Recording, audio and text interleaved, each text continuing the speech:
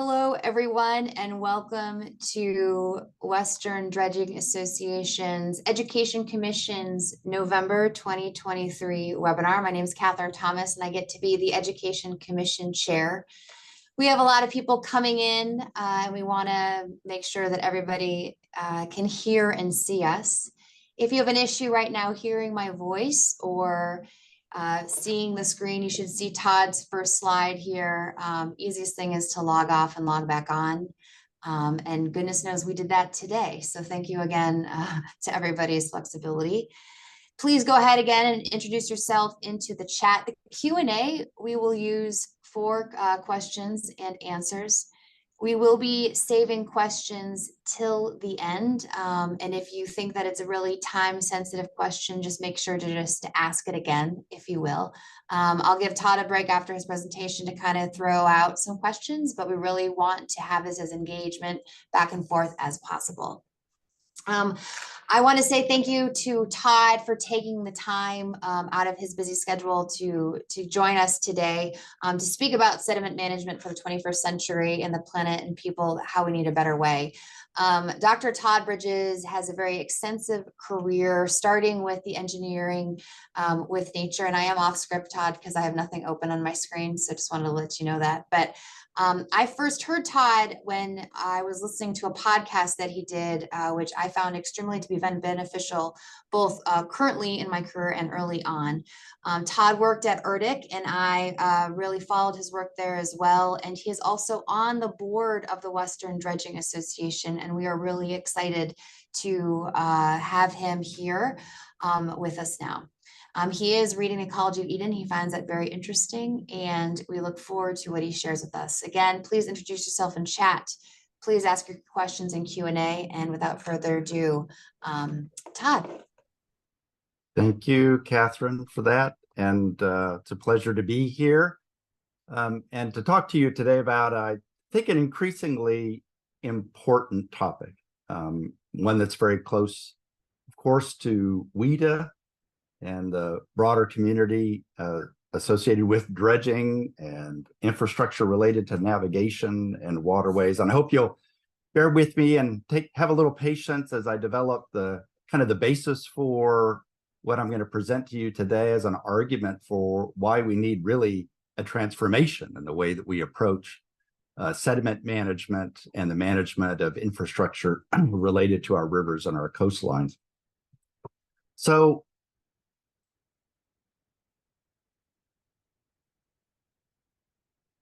I'm going to begin by reading some quotes, and I'm going to start with a quote from E.B. White.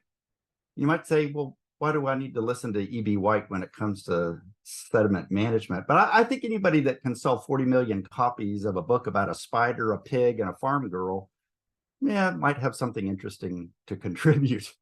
But this quote, I would feel more optimistic about a bright future for man if he spent less time proving that he can outwit nature and more time tasting her sweetness and respecting her seniority. And then I'm going to follow that up with a quote from Frank Herbert, who wrote the book Dune, which is probably the most sold science fiction book in history. He sold 20 million copies. And I think this quote is also germane to our topic today, and you'll see it unfold, I hope, in what I have to say. The thing the ecologically illiterate don't realize about an ecosystem is that it's a system. A system, he says. A system maintains a certain fluid stability that can be destroyed by a misstep in just one niche. A system has order, a flowing from point to point. If something dams the flow, order collapses. The untrained miss the collapse until too late. That's why the highest function of ecology is the understanding of consequences. And then I'm going to quote myself. I've sold many fewer books in engineering with nature. But living in harmony with nature, I submit, is about going with the flow. So we're going to talk some about flow today. And there are costs to our actions collectively that disrupt nature's flow. I'm going to give an example here of roadways, our road and highway infrastructure. And in the United States, we have more than 4 million miles of roadway. And this map from Fathom actually plots every road in the conterminous United States. And you can see the density of the gray.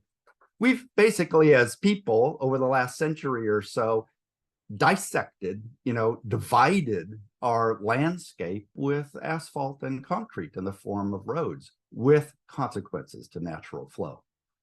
More than 1 million vertebrate animals are killed on US roadways every day. So you can do the math. More than 350 million vertebrate animals are killed every year on US roadways. And that is, in fact, changing the ecology of our landscape.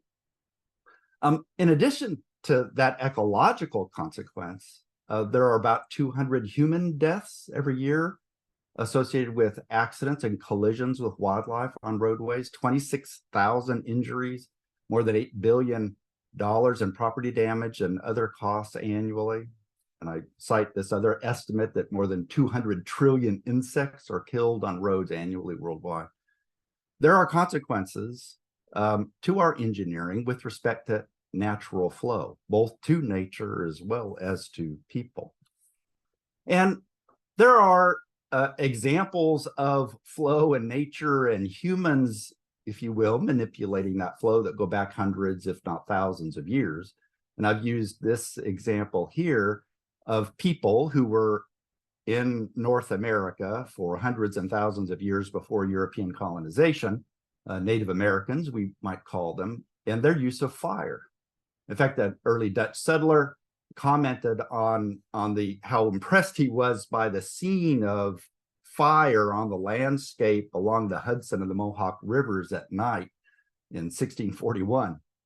And Charles Mann in his book and many others, documenting this in a scientific way, the use of fire by Native Americans to create landscapes to support their source of protein in the form of a bison and deer and elk and other large herbivores. There were no domesticated animals. What Native Americans did is they cultivated a grassland landscape that was beneficial to and supported their protein. They had their thumb on the balance, Charles Mann said, through the use of fire, changing flow in nature. In more modern cases, I look here to some California examples. Being a native Californian, these stories resonate with me. San Francisco Bay has experienced a lot of influence of our collective activities from the 19th century on. Gold mining in California following 1849, particularly hydraulic mining, in which whole hillsides, parts of mountains were washed away in search of gold. Billions of tons of sediment flowing over decades of time into San Francisco Bay, shaping what that bay looks like and how it operates. But at the same time, people intervening in the system through infrastructure, through levees and dikes. More than 95% of native wetlands in San Francisco Bay were lost due to engineering interventions of that sort, including hundreds of acres of San Francisco, the city, built on top of filled wetlands. And in fact, it was that land and the structures on top of it which suffered the most damage during the 1906 earthquake because it was geotechnically less stable. Now we see current efforts focused on restoring forms of this natural infrastructure, wetlands. I've shown two projects here at Hamilton and at Sears Point to be able to gain back some resilience by restoring those features that do depend upon sediment. We can look in the interior of California. This is where I hail from, the San Joaquin Valley. Once the gold mining boom was over, those experienced miners, experienced with the use of water and diverting water for engineering purposes, many of them turned their attention to diverting water for another purpose in California, and that's industrial scale farming. Probably the most audacious application of water engineering on the planet is present in California in the state and the federal water projects, which have transformed the landscape of the San Joaquin Valley in many different respects. The San Joaquin Valley once had the largest lake west of the Mississippi River in Tulare Lake, which is pictured in the lower left in that graphic, which was to represent a satellite image if a satellite was parked over California in 1851. And you see that large water feature in the southern portion of the Central Valley. That was Tulare Lake. It could be 700 square miles in size during wet years. But diversions of water beginning really in the late 19th century and into the 20th century, and construction of dams basically brought that lake to extinction, except in really wet years like this last year, in which the lake is reemerging on the landscape despite hundreds of millions, if not billions of dollars investment in engineering. Again, engineering disrupting, manipulating, trying to control natural flows with lots of consequences, both positive as well as negative. Just one kind of summary of this, if you think about it across the entire United States, in the conterminous United States, best estimate is, in the 1700s, before European colonization, there were about 220 million acres of wetlands in the lower 48 states. Today, about 110 million acres of wetlands. So basically, we managed over a couple hundred years through engineering and development to reduce our inventory of wetlands by half, with lots of consequent effects, including for things that are very practical in regards to flood risk management. So we can look at other kinds of projects around the country.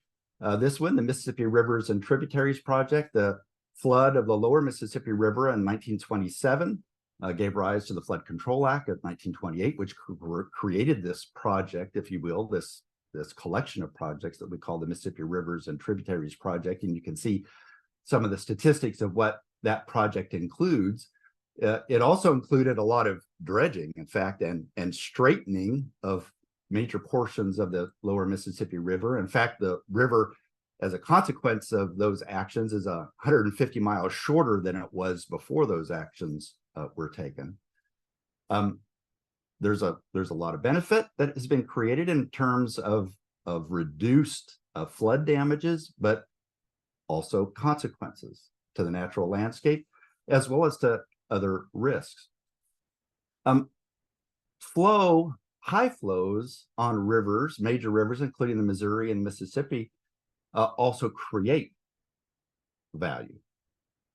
In this one example on the left-hand portion of the slide, in the Missouri River, the floods of 2011, created 16,000 acres of sandbar that's habitat for threatened species like interior least tern. In the case of the Mississippi River Delta, the Mississippi River historically has delivered billions of tons of sediment to form and to maintain, and in fact, kind of grow that delta over time.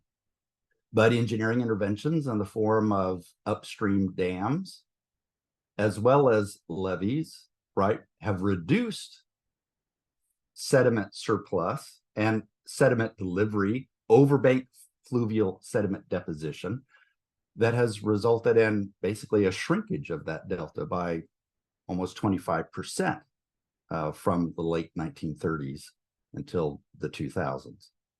So again, consequences of disrupted flow that we're concerned about today.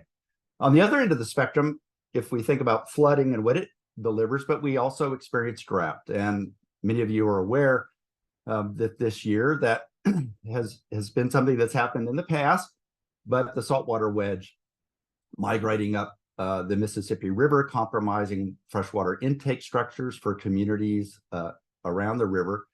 And we'd have to acknowledge that this drought within the middle portion of the country, which affects flow within the Mississippi River, is also complicated by, and I would say worsened by, infrastructure and engineering, right? So the navigation channel, the channel in that River is maintained deeper than it would be naturally to support navigation, but that also facilitates movement of the saltwater wedge. In fact, the channel in the Mississippi River does not rise above sea level until more than mile 300 in the Mississippi River as a result of a combination of dredging as well as levees and other engineering interventions.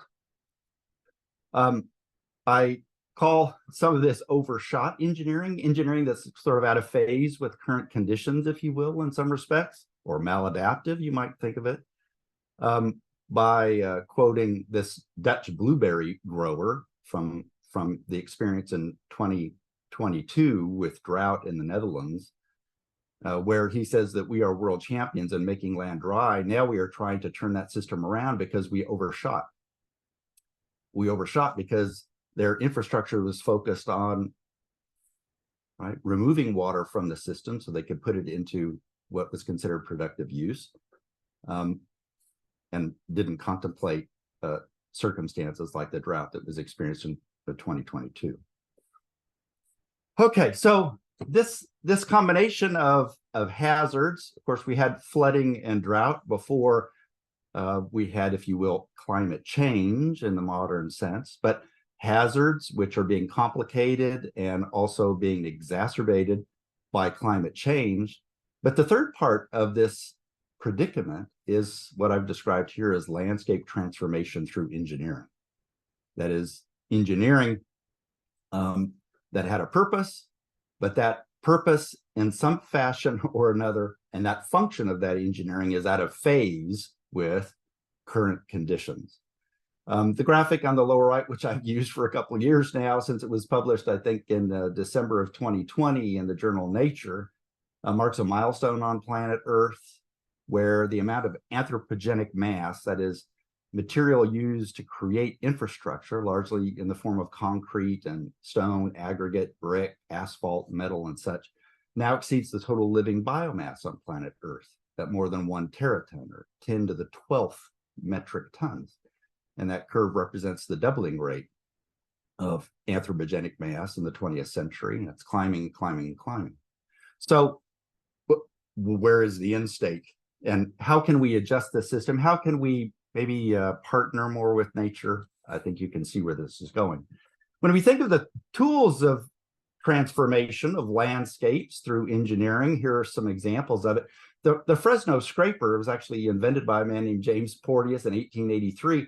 And that device, harnessed to teams of horses and mules in the Central Valley, in the San Joaquin Valley, where I hail from, basically turned the valley into a billiard table, flattened it out for the purpose of efficient irrigation farming. And it was used for other purposes like the construction of the Miocene ditch to support mining activities in the Seaward Peninsula, the Placer Mine in the early 1900s. But also we would have to say dredging, which I've already referenced. So what's the future in respect to this? And what I would like to put our attention to is this idea of a more regenerative approach to infrastructure development, one that delivers nature positive outcomes in the context of another phrase or term or concept that you've heard, the circular economy. And there's been work that is focused. In fact, there's an entire journal devoted to the subject of so-called industrial ecology. And this example from Kalundborg in Denmark began with a coal-fired power station that was generating electricity, but producing other, wastes and other streams, excess heat and other things that were combined and distributed across kind of a network of purposes, other businesses and purposes within basically an industrial ecosystem. And this example in Kalundborg has been documented, but there are other ways that we can apply these kind of same contexts or these same concepts in non kind of classic industrial fashion. And I'd like us to think about this in the context of dredging and navigation infrastructure. How do we apply the notion of industrial ecology or the circular economy to achieve productive harmony as it's defined by NEPA. So back in May of 2012, I used these two slides to illustrate a point in regards to sustainability and practice and sediment. And I asked this question, what is an empty aluminum can? Well, if that empty aluminum can is recycled, then it becomes a part of, in that recycled form, the fuselage of a new Boeing 787, we'd say that aluminum can is a resource. But if that aluminum can ends up in a landfill someplace, we should call it what it is, it's a waste. So applying that same concept to sediment. What is sediment? Well, if you use that sediment to support the development of, or actually maybe even to construct an island that you're deriving, benefit from nature as well as for people, you call it a resource. But if you throw it away in 10,000 feet of water off the coast of California in a place called the San Francisco Deep Ocean Disposal Site, it's a waste. It's trash. So with that idea in mind, we can reflect on also the kind of progression that we've experienced. Many of us have worked in this field for a long time. Back in the 1970s and 1980s and beyond, the focus was on the hazard, if you will, that dredge material represented.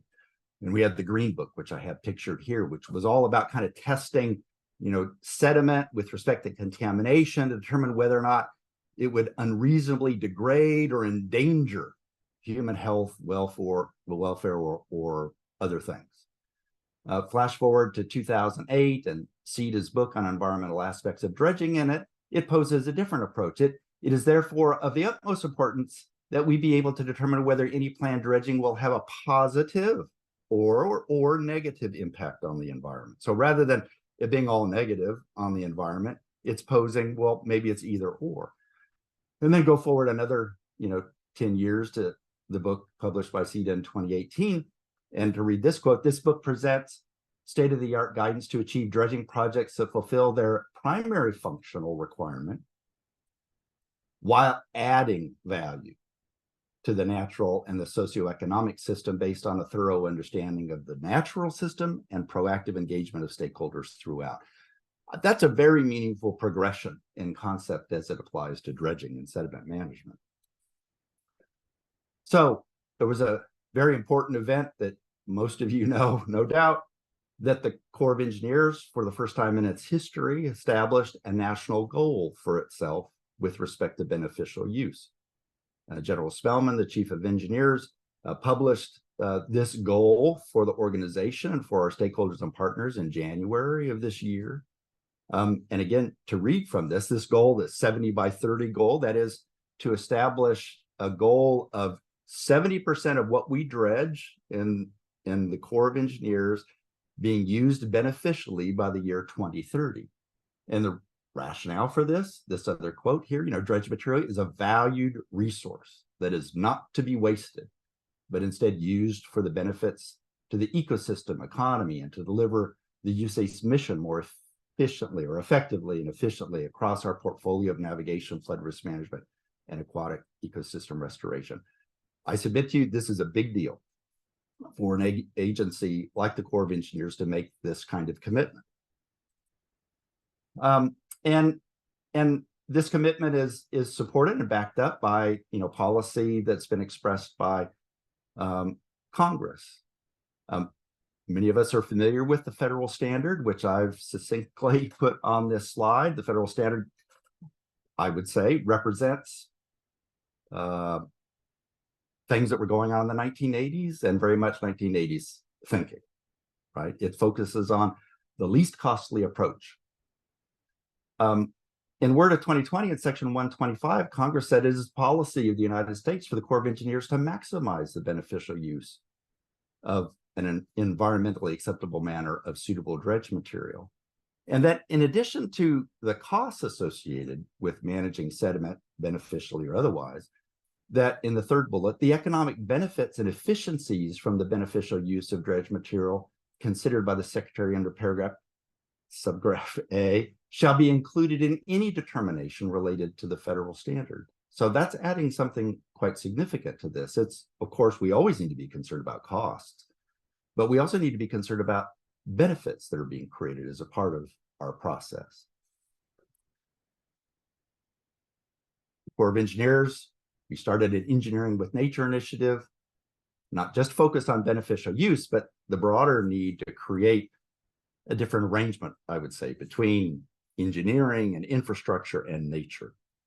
Back in 2010, when we started this program, the term nature-based solution had not yet been coined, but that's basically what this program was about.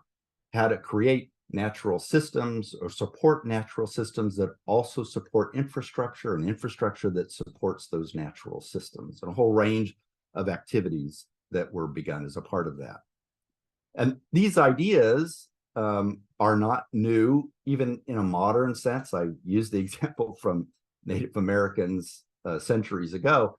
But in 1962, the rise of the field of ecological engineering with H.T. Odom and his students and other practitioners, which is maintained to this day, focuses on much of the same space, or even within the design field itself. Ian McHarg and his work in urban design and landscape architecture, and the publication of his seminal work in 1969, Design with Nature, very similar ideas of how to incorporate and integrate nature into human design, creating these mutual layered benefits. On Earth Day in 2022, the president issued an executive order 14072 on strengthening the nation's forests, communities, and local economies. But the fourth, section 4 of that executive order here is titled Deploying Nature-Based Solutions to Tackle Climate Change and Enhance Resilience. And there are a number of activities that were begun within and across the federal government as a result of that executive order, including the production of the report that you see pictured here on opportunities to accelerate nature-based solutions for climate change progress. And the Corps of Engineers, among other agencies, participated in developing that report. Nature-based solutions are succinctly, conserving, restoring, and engineering nature for the benefit of people and nature. There are lots of examples that we could cite in respect of this that you can see here on this slide and read for yourself. But to include things like a large island wetland complex designed and supported, if you will, to attenuate storm surge and waves.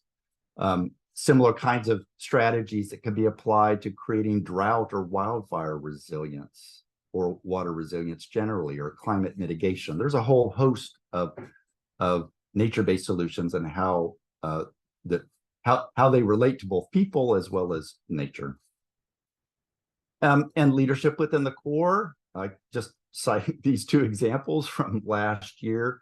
Mr. Connor, the Assistant Secretary of the Army for Civil Works, this quote of his, the middle of this paragraph says, "We need to take advantage of nature-based infrastructure and figure out how we can bring multiple benefits to our projects." And Eric was Chief of Planning and Policy in the Corps. He said, "Serious consideration of natural and nature-based features is non-negotiable." And his point being, they must be considered as a part of what we're doing within planning and our projects. So with respect to sediment and beneficial use, there are a whole spectrum of opportunities to use sediment, to manage sediment in a way that supports natural systems, so that natural systems can be sustained, and so that natural systems can support us and our activities. That's basically the point of this.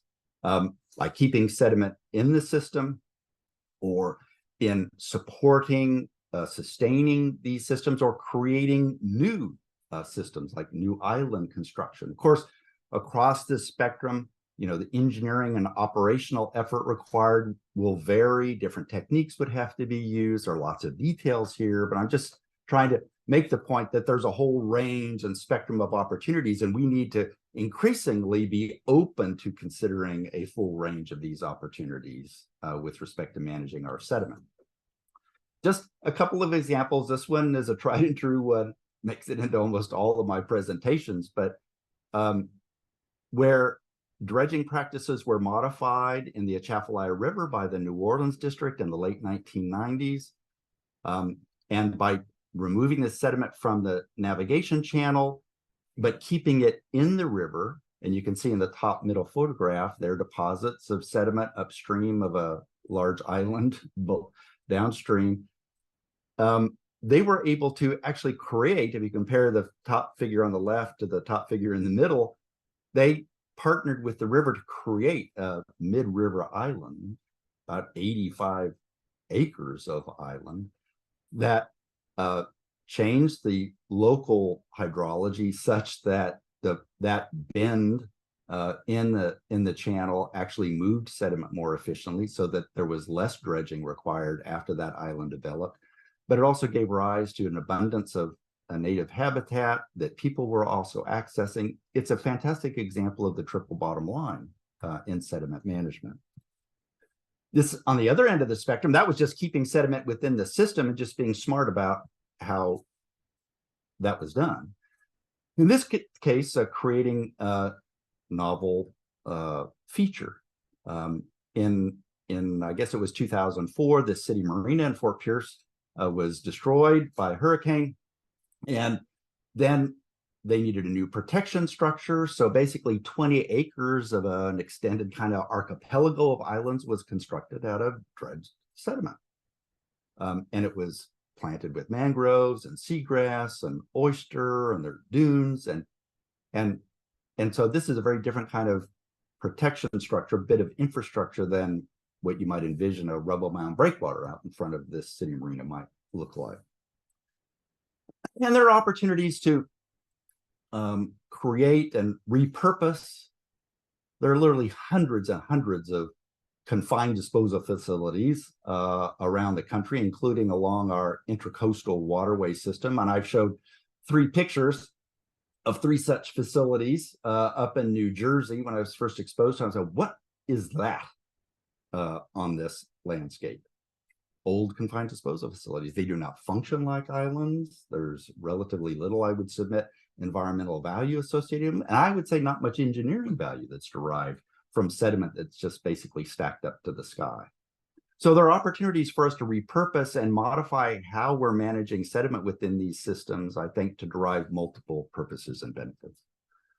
So I think the call to action really is a regenerative, nature positive navigation system. And I think the imperative for the 21st century, I mean, 70 by 30 is a great goal, but I think the imperative for the 21st century is 100% beneficial use. And at one point in my career, you know, our goal was to get rid of a word. You know, we didn't want to hear the word dredge spoil used anymore. And by and large, you hear that term used less and less. But I would submit to you that we have another challenge in the 21st century, and it's not just to get rid of a word. It's not just to get rid of the word disposal and find some euphemism for that word, but actually to get rid of the practice of disposal of sediment and to apply it all beneficially. That should be our charge as a community. And with that charge in mind, there's something for everybody to do. Government agencies are going to need to innovate policy and procedure and business practice. The ports and navigation sector are going to need to commit themselves, I think, to multi-purpose projects, and there's good evidence that that is happening. Regulatory agencies to creating actually efficient win-wins. Dredging and construction companies and contractors, you know, focusing on innovation. I know that innovation is happening, but how can we accelerate and expand innovation and engineering and operational practice? Environmental NGOs, how can we facilitate more partnership in this space? There's something for everyone. And, you know, dredge material really is a, you know, potential wetland. And if we dredge about 250 million cubic yards of sediment a year in the United States, so how much wetland could that be? Well, I did a little calculation.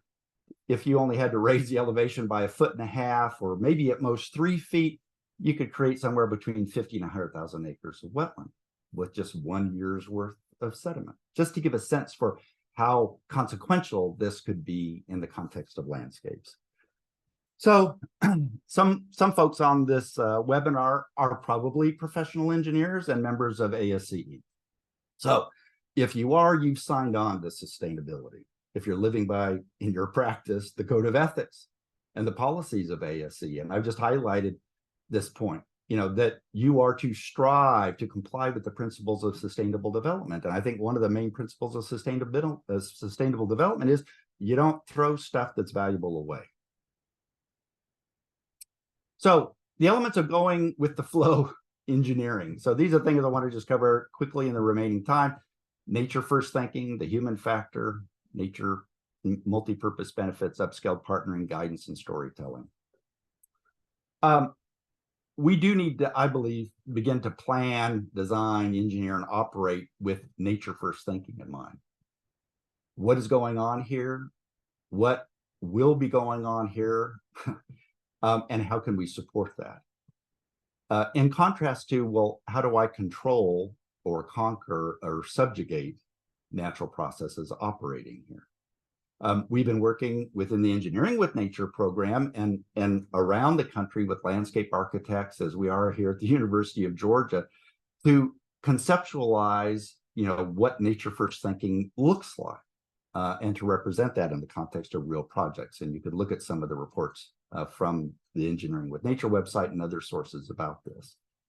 We need to elevate the human dimension. That is the value that humans can derive from nature as it's integrated within infrastructure. And there's a growing body of scientific evidence that shows how important nature is to human well-being, whether that's in terms of physical health or mental health. We obviously need to make progress in respect to how we evaluate the benefits and the costs of infrastructure projects and investments. And we hosted the Engineering with Nature program hosted a summit on this subject that we called Measuring What Matters in Washington, D.C. about a year ago. And you can view that entire day-long program from the National Academy's website or the EWN's website. But just hear a couple of quotes from Mr. Connor, who spoke at that event. Why does this matter? Because it matters to the president, he said. Our sponsors no longer want to see off-the-shelf solutions. While we can't value everything, we need to value what we can when we're considering future investment. Upscaled partnering is going to be key to these kind of transformative practices. And the group of organizations and individuals within New Jersey after Hurricane Sandy have just made tremendous progress over the last decade, really delivering first of their kind projects in coastal New Jersey and the Back Bay environment that are entirely consistent with this approach. I mean, they're to be lauded. They're to be used as a model for how partnership can really give rise to new ways of doing business. We do need to develop guidance for ourselves to make sure that we're following sound science and engineering practice in this. And we published in 2021 a 1,000-page technical document on how to develop natural nature-based features to support coastal and riverine flood risk management. It's not the end, of course. There are many forms of guidance that are needed to be able to support future practice in this space. And we all need, as professionals, I think, to become better storytellers, to be able to tell the story, to spark new conversations using the kind of channels that we have available to us today to do that. And I think that's growing, and we should find ways to support it. So back on this idea of the industrial ecology of beneficial use of nature-based solutions, I mentioned the Kellenberg example from an industrial context. I mean, ecosystems are very complex. I showed a food web that had 181 species in it, very complex. But if you think about the industrial ecology of beneficial use of nature-based solutions, what does that look like? I put just some of the actors, the agents within this ecosystem on this slide. And I would ask you to use your imagination on all of the connections that exist here and how those connections, in fact, need to be themselves transformed. The nature of the relationships that exist among these entities to be able to realize this regenerative, nature-positive navigation system. So some of what we need, I think, two examples: a partnership for construction and operations innovation across the sectors. We need to develop and deliver innovative, leap-ahead technologies and business practices to dramatically accelerate our schedules, to reduce costs, to increase channel and infrastructure reliability, and increase the value through expanded beneficial use of sediments. And I think we can focus on technology and construction and engineering, and we need really an all hands approach to that across all the sectors. We need a partnership for nature positive sediment management that transforms relationships and business practices and technology to deliver nature positive infrastructure projects. And this would include resource and regulatory agencies in the private sector and relevant infrastructure agencies. And there are examples of this going on. I'm proposing to us that we need to find ways to upscale that. At the University of Georgia, we have the Institute for Resilient Infrastructure Systems. Our vision is natural and conventional infrastructure working together for thriving communities, businesses, and natural systems. And there's a lot going on here, and I'm happy to be here and working with the more than 50 faculty and 60 graduate students that are concentrating on the space that we've been talking about here. And if you're interested in learning more about what we're doing, I'd invite you to visit our website. Just recently, on the 7th and 8th of November, we hosted an industry summit on nature-based solutions here at the University of Georgia, and we had 100 participants from 50 for-profit, nonprofit organizations across the private sector, across the country. It was, I think, the best meeting, the most productive engagement that I've experienced in memory. And we're looking forward to sharing the products and the outcomes from this event in the weeks and in the months ahead, to be able to stimulate the kind of transformation that we're looking for. And then finally, the benefits of going with the flow. Ben Goldfarb published this book just this year on how road ecology is shaping the future of our planet. And I gave an example here of a wildlife crossing on Highway 1 in Israel, in fact. So we can make a difference here, I believe, but we have to do things differently. And we're going to need to make modifications to our 20th century infrastructure to accomplish the goals that we have. And I just had a few questions here that we could use as a basis for discussion in the time remaining, or to take questions from others. So with that, I stop, Catherine. Well, thank you very much, Todd. I really appreciate and learned a lot from the past couple of minutes you've shared with us. So I guess I'm going to throw you one of these questions as people direct their questions to the Q&A. Dr. Bridges, how should we be training and educating for the future? That's maybe a softball question, but it's places like the University of Georgia and other universities that are committing to this idea of supporting nature-based infrastructure and nature-based solutions. We do, I think, have to train and to educate differently, because delivering these kinds of solutions requires a level of interdisciplinarity that is beyond the norm. So we have to have engineers who have some fundamental understanding of ecology. And I would say we have to have some ecologists who have some fundamental understanding of engineering. And I'm just using those two disciplines as examples, because you could expand this to economics and other fields of practice as well. And so there's a level of innovation and transformation that has to happen in the educational community that's as large in scope. And I had a meeting this morning with our dean, talking about this and how we can support that here as well as in other institutions. So it's important for educators for sure. One question just came in. So I wonder if we need a stronger monitoring service between the multiple lettered organizations, plus states and tribes. What are your thoughts on national databases? Yeah, data is important. I think if I reflect upon my experience just in the agency where I spent 30 years, we don't know what we have to some degree, right? So if you were to ask the Corps of Engineers, or let's say the Bureau of Reclamation, or maybe even the Department of Transportation, how many nature-based solutions do you have in your inventory now? I'm not sure any of those agencies, or that there's any agency that would have a solid answer to that question to offer. So data are important. You have to know what you have. You have to know where you've been, to know where you need to go. And there's a lot of that we can learn from our existing projects. I mean, I cite the YOLO bypass as probably the oldest nature-based solution in the United States, at least in the modern engineering era.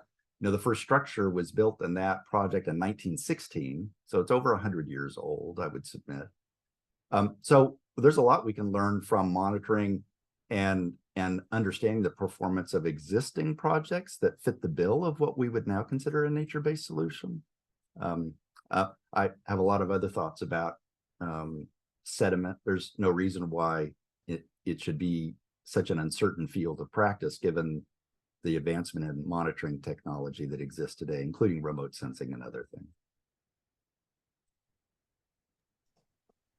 Another good one, but this might be a little harder question. I wholeheartedly support your message, but as someone at the project level, this is overwhelming. I'm uncertain on how to institute a change. What would you recommend as a first step? Right. Yeah. Well, I think when I said that there's something for everyone here, I don't mean just organizations like regulators versus infrastructure agencies. I really do believe this needs to be individualized. No matter where you are in the food web, you know, of a project, there's something that you can bring to this to contribute to the change that needs to take place.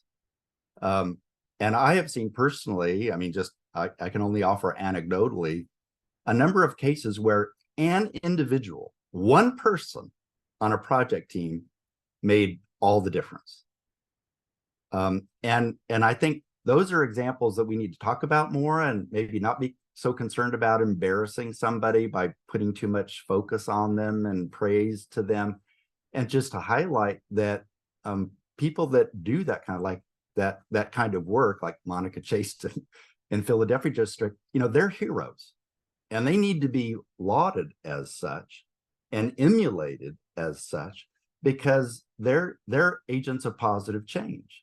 So if you're a new engineer on a project, you can ask questions, ask them respectfully and introduce new ideas. And if you're a project, you know, leader, maybe you have more kind of authority in that context, but I think we all need to stretch. And I'm sure somebody else said this before me, but there's no pain-free change. And sometimes that's what we're looking for, but there's got to be some level of discomfort. There has to be healthy tension within agencies, within companies, within project teams, if we're going to get the kind of change I think that's needed in this century. Thank you. Do you think the challenges of sediment control differs between coastal dredging and inland river dredging? Yeah, I'm sure we could probably have an interesting debate about that. You know,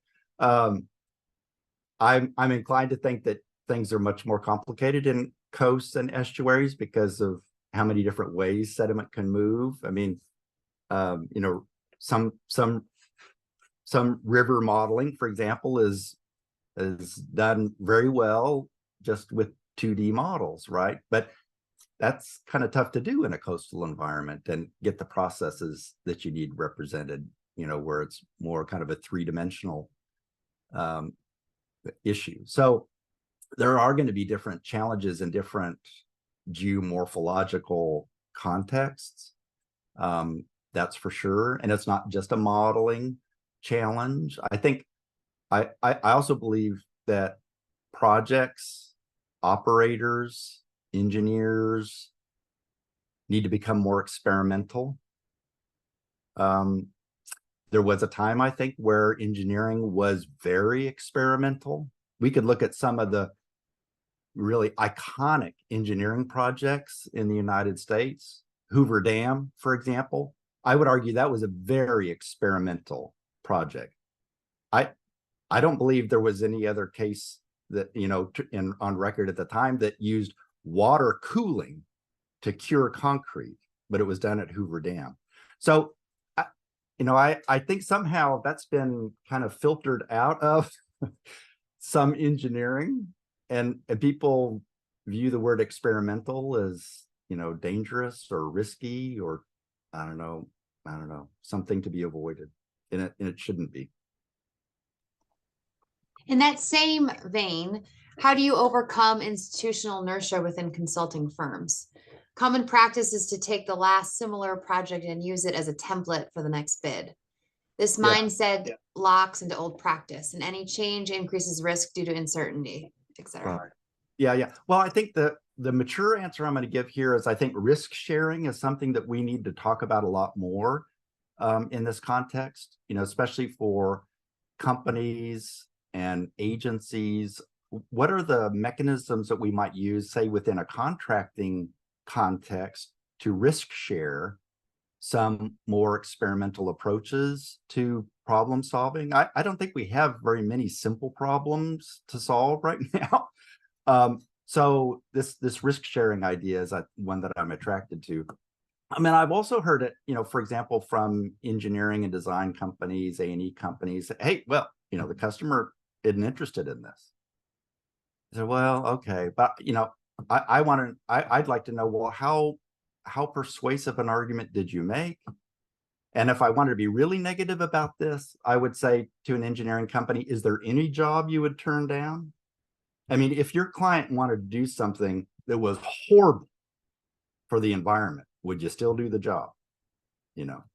So those are some internal questions. I know that, for-profit companies have to make profit, so there's a lot of probably internal questions, maybe some of them that I've just posed are a little too simple-minded, but.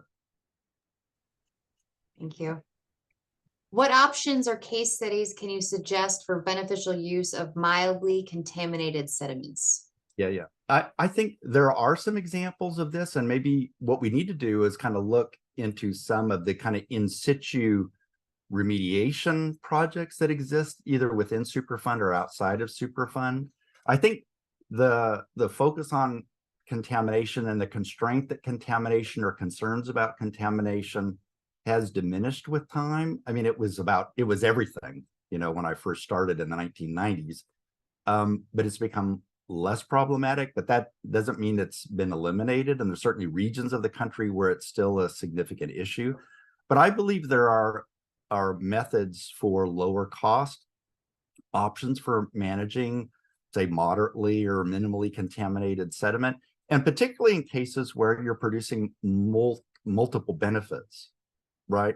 We're not just producing a sediment parking lot, with a cap that nobody can touch forevermore because we've entombed some contamination. But if you've actually created some natural value and purpose, right, then people are kind of, okay, you're asking us to take some additional risk here with this project, but we're compensated by these benefits we're going to gain from this project in the form of this natural habitat that we get to go enjoy, etc.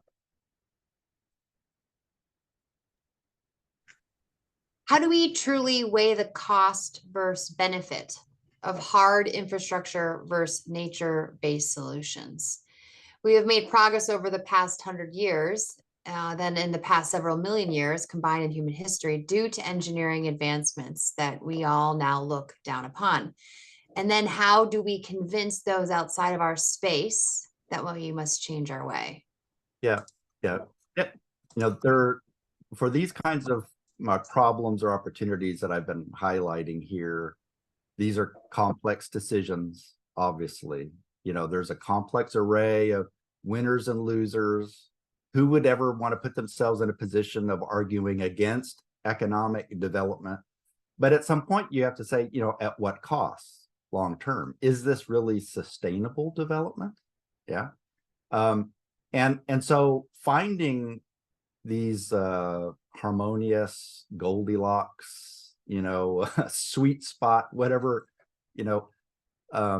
outcomes is a deliberative process. And I guess the question might be, how could we maybe stretch or improve or expand what we call benefit cost analysis to kind of open up, these deliberations more so that we maybe have better insight on the long-term array of benefits and costs associated with these actions. I mean, we obviously have a large portfolio of case examples to draw from when you consider all of the engineering that we've done in the 20th century today. And I would never want to suggest that it's all bad. I'm not suggesting that, but we're living with some very inconvenient circumstances right now, right? And some circumstances that maybe weren't anticipated, probably not anticipated by those that originally designed and constructed those projects. So as we go forward, I think we need to develop case study examples of, well, what would these future or better considerations of benefits and costs look like? And how are those helping or informing more collective decision making and input? I mean, we'd all probably have to recognize, my last point on this, you know, the 1950s model of deciding what kind of project was going to be built where and what it looked like, it didn't involve anybody other than the people wearing white shirts and black ties, you know, that built that project. That was it, right? But that's not the way it works anymore. Speaking of, I think we have a lot of questions that are right on in that line, but the Army Corps of Engineers became a world leader in gray navigational land reclamation and water storage infrastructure development in the early 20th century. Highway development is another example of what we can accomplish if we set our minds to it. What are one or two important and non-intuitive things that we need to do to build momentum behind nature-based solutions? Non-intuitive. Well, I think sometimes I think this is a kind of a mental trap, is to think of either or propositions. So I think we'll be able to make more progress together in this pursuit by focusing on examples and case examples where the nature-based and the conventional work together. Okay, as opposed to, you know, pitting one approach against the other, as if they're in conflict with each other. Because I think that whole notion that nature and engineering are in conflict with each other is very much 1970s thinking that we shouldn't perpetuate any longer, honestly. So I don't know if that falls into the category as non-intuitive, but I think that's where the sweet spot is for making progress, to show where conventional and nature-based can work together. And there's going to be a lot of kind of art in that, obviously, because in some contexts it's going to be more conventional than nature, but in other cases we need to be open to the fact that it needs to be more nature. And in the cases where it's going to be more nature, then we're going to have to confront the issue of what I sometimes call the unengineering landscapes, where and there's not anything easy about that, actually taking structures, engineered structures, out of a landscape, and supporting the natural system more. I don't know if that's non-intuitive either, but there's stuff that needs to be taken off the landscape. I mean, one of the pictures that I showed was actually of the dam removal projects, the series going on in the Klamath River right now. It's the largest dam removal project in the country's history, and it's only the beginning. There's going to be more of it. Well, thank you, Dr. Bridges. I want to be respectful of your time. We do have 5 more questions. So are you able to go over, sir? Sure. Okay. I'm not hanging up yet. Okay. We do have a lot of people saying thank you, that and especially for that. Those are non-intuitive examples. So thank you for that. The Clean Water Act and NEPA and SEPA kicked off consideration of impacts to nature from actions. What new regulations do you see that could incentivize more new innovation? Yeah, people who have heard me talk before, and one of my soapboxes, I have several soapboxes, and people who know me know that I have several soapboxes, but is the need for regulatory reform and transformation. And that's why I'm saying there's no entity or functional area that escapes the need to change in this space if we're actually going to produce a nature positive future. And In fact, the first short paper I wrote after arriving here at UGA, I wrote with two UGA lawyers. And it's about this actual need of regulatory or environmental law innovation and the need for it in order to support a nature positive future. I mean, there's obviously been a tremendous amount of good that's been accomplished by the Clean Water Act and associated legislation. And, you can't take that away from any of it. You wouldn't want to. But the serious problems, very serious problems we were confronting back when it was rather routine for rivers in the United States to catch on fire are not the same cluster of challenges that we're confronting today. So, there may be existing latitude within the current regulatory structure and framework that we should be utilizing more to support a nature positive future. But I think to realize its true potential, I think it's going to require more structural change than that to be able to deliver it. And, I know that's a very complicated political question. Political science is outside of my area of expertise, but I think it needs to be an open discussion, because I just don't think we're going to create the level of change on the landscape that's necessary if we treat building a wetland like building a convenience store. It's not the same thing, right? We may be filling in something somewhere, but building a new wetland is not the same thing as building a 7-Eleven, right? Or a new Wawa or parking lot. Yeah.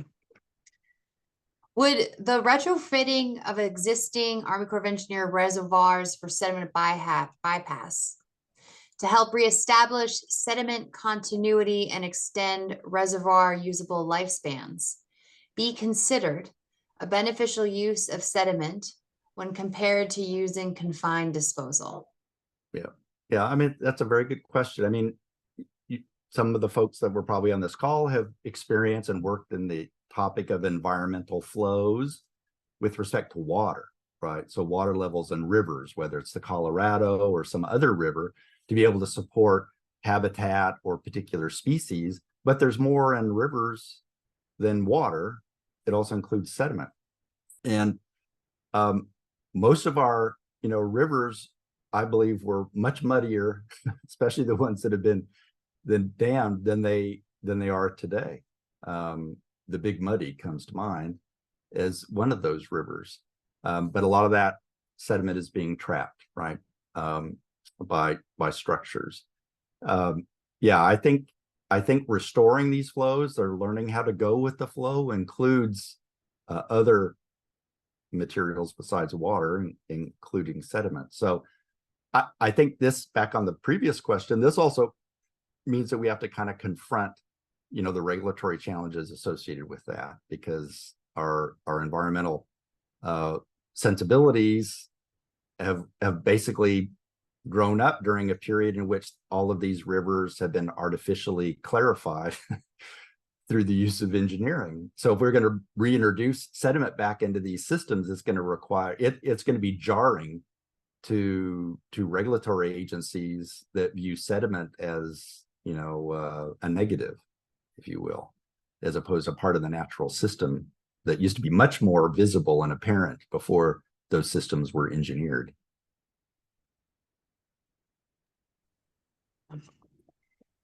We have two questions. Are you aware of any efforts to develop methods or standards for valuing ecosystem services?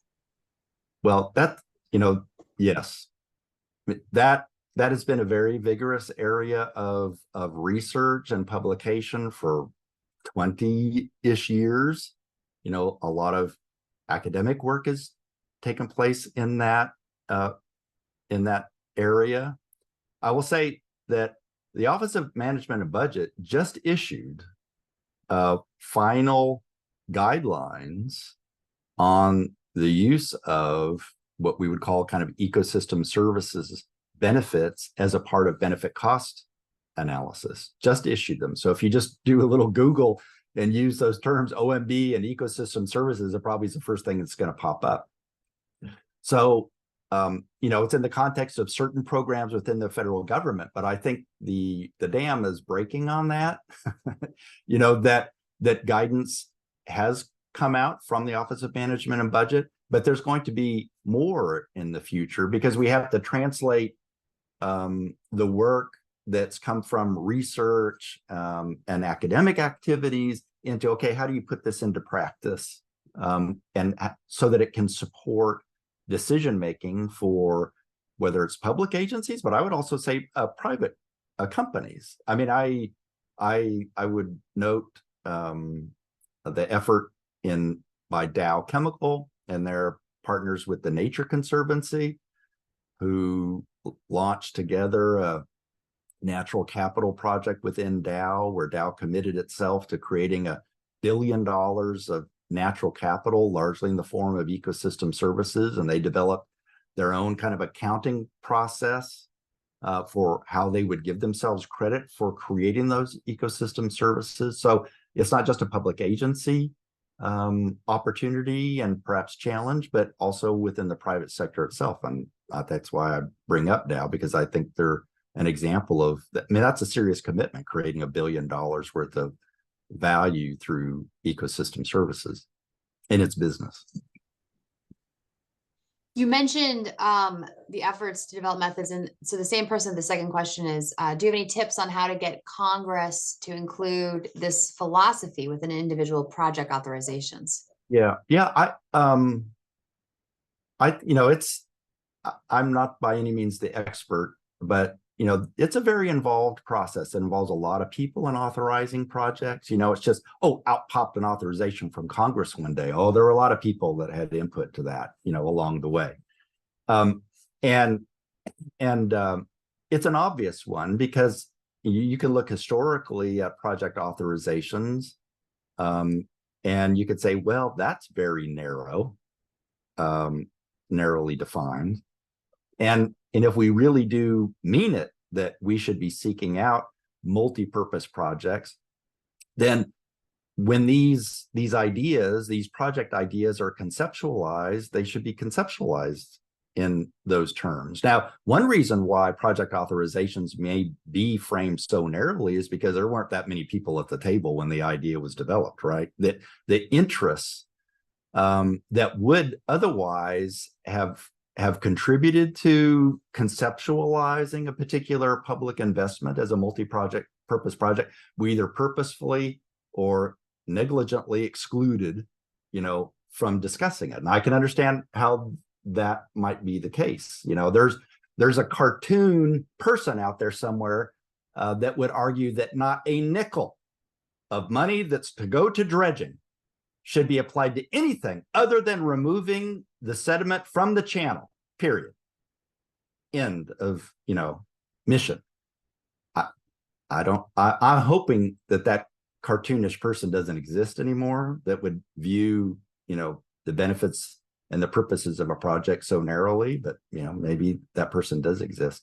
I also think this is another case where everybody probably still on this call now is probably a citizen of the United States and has an opportunity, to engage their elected officials and express their point of view.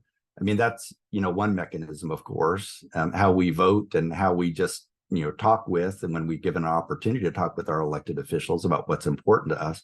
But through organizations, of course, there are other avenues to engage with elected officials and their staff and to communicate what we're looking for and why and how it could work.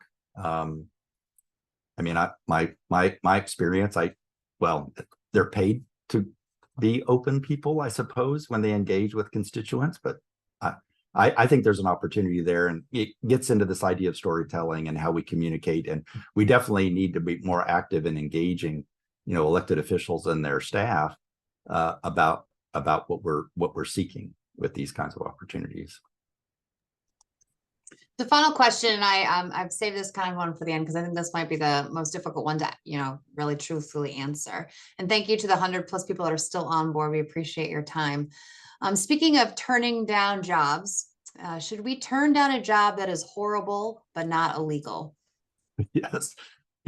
That's a good question, and I know what I proposed was kind of very theoretical proposition that you might encounter in a philosophy class someplace, but um, that's a question for you know for the kind of corporate values of the organization. And I don't know how often a company might encounter this situation. I mean, but I think again, this idea of tension. I mean, how much tension can you develop with a client before the client says, I don't like, you're not supporting me, here. Um, so I understand it takes some skill, and some personalities are going to be able to pull this off more than other personalities. But I think we need to be introducing, whether we're supporting, public agencies as clients or private companies as clients or local communities or cities as clients, we need to be bringing to them, the array of solutions that could work here, what the upsides and maybe downsides are with those solutions, how we can, what risks we'll have to manage, but what the value proposition would be if we're able to manage those risks. We need to be bringing those options to them. And I mean, I don't know, I've never worked for a company, so if it's not illegal, why not make money off of it? Well, I don't know, maybe you should think about your grandchildren when you make those decisions. Yes. Well, thank you very much, Todd.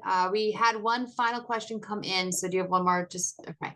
One would think that the Mid-Barataria Sediment Diversion Project, one of the largest beneficial use projects in history, would go unopposed due to the dire state of the Louisiana coast and significant and obvious benefit such a project would bring to the state. But it is now being challenged in the courts. How do we overcome these type of challenges? Yeah, that's a good question, and the person asking the question obviously has a perspective about that diversion project. And I showed a picture of that project there. I think we need to be open to a whole range of conditions. And one of the issues that we're going to confront in these challenging circumstances is that our engineering has been in place for so long that it really becomes the baseline, right? So coastal Louisiana today doesn't look anything like what coastal Louisiana looked like at the beginning of the 20th century, or more importantly, how coastal Louisiana actually functioned, the processes that were there. And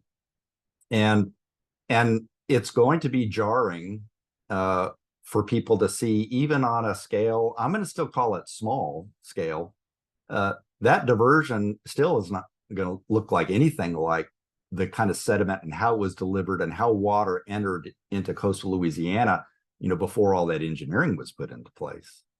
But it's going to be jarring for people to see those kind of changes happen. And when you've got people that are earning a living, whether it's oyster or something else, and fisheries, that's just part of the tension that's gonna happen. And I guess I don't have a solution to this, other than to say that some of the progress that we might make is going to be made by taking smaller steps, incremental steps, where maybe people have an opportunity to adjust more gradually to the transformation that's happening, so it doesn't look like the sky is falling in on them, because we're returning a system back, at least a portion of the system, trying to return a portion of the system back to the way it functioned before engineers were all over it, and did something else with it. I'm kind of rambling on the diversion, topic, but I think we do have some some kind of blue sky challenges in front of us, where we need to be thinking innovatively on how we can use engineering and modified operational practices to restore what we would consider more natural systems to the landscape.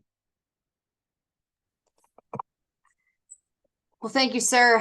We really appreciate it. Thank you to the University of Georgia and for the IRIS program for sharing you with us for this time. I was grateful to be part of the cohort you discussed, and I learned so much by that collaboration effort and look very forward to the output that is forthcoming.